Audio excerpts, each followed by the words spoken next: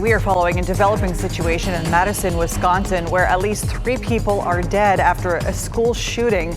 That includes a teacher and a student and the shooter. They all died.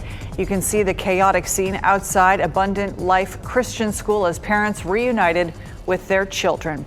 Thank you for joining us tonight. I'm Ashley Rowe. And I'm Dan Haggerty. So this all unfolded on the last week, obviously, of school before Christmas break. And we're getting some new details now. Just the last hour, we have learned that the suspected shooter, who again is dead, was a female student. 6 others are hurt, 2 with life-threatening injuries.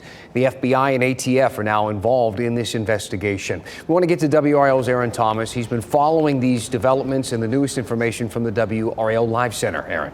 Yeah, Dan, in fact, I want to take you in. These are live images coming from Madison, Wisconsin right now. This is a reunification site for families to pick up their children outside of that school. You can still see some of the emergency vehicles in the distance. We also see some of the cars coming by. Earlier in a news conference, we heard the police chief and other officials who say that sadly you have to rehearse and practice for these tragic events, and that's why they set up this reunification site. We also learned additionally other nearby schools were placed on lockdown as a result of this shooting. So far, police said that they have recovered a handgun from the scene. We still don't know a motive behind the shooting, but it was at least contained to one area of the school. I want you to take a listen to this particular official who talks about how she heard about this scary situation today.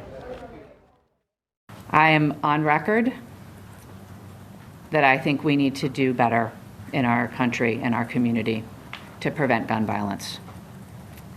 And I hoped that this day would never come in Madison.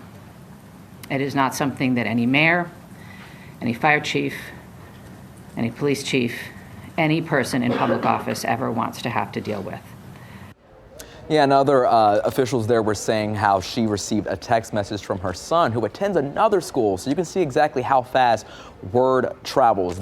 President Biden also saying that Congress needs to act now when it comes to having stricter gun laws. We know that there's no present danger at the community or the school. We are also expecting another news conference at 6:30 this evening.